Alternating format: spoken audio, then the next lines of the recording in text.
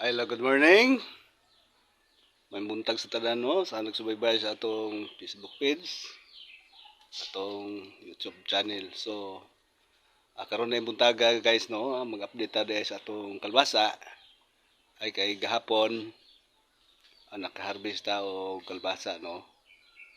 So, ang ato na yung kalbasa, kuha na siya, Suprema ang variety ni. Suprema F1.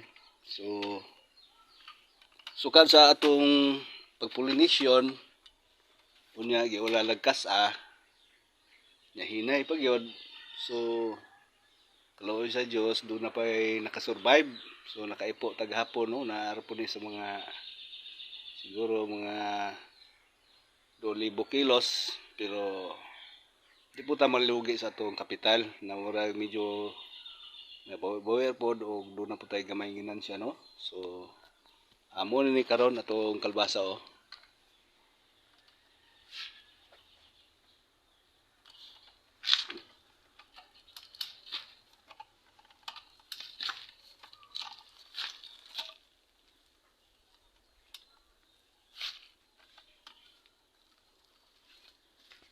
So dili kay sa dagko no, naara sa nakapin kilo, duha ngadto sa tulo. Ang pinaka dako 4, pero gamay ra ang dagko kay gumikan lagi na salot pud sa init.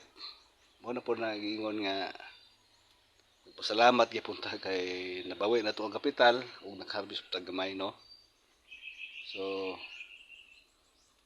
mo na update ato buntaga no sa atong kalbasa. So kitang tanan mga farmer nga dili ra kay ta ma-discourage sa itong mga tanom bisag makadaot-daot kay naman po tayo mga makabawi ta o muigo po ta sa mga presyo. So karong panahon na daghan pong nagkalbasaan, medyo ubos-ubos ang premyo, naragid ta ani sa bawi ta dayon o ginansya gamay. So mo na update na turong buntaga no.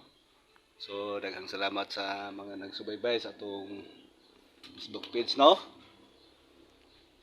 Kininyong higala si Ricardo Quezon magaingon nasad kaninyo ang gugma sa Dios ug ang kalinaw magapabilin kanato sa tagsa-tagsa ka pananmalay. So bye bye, daghang salamat.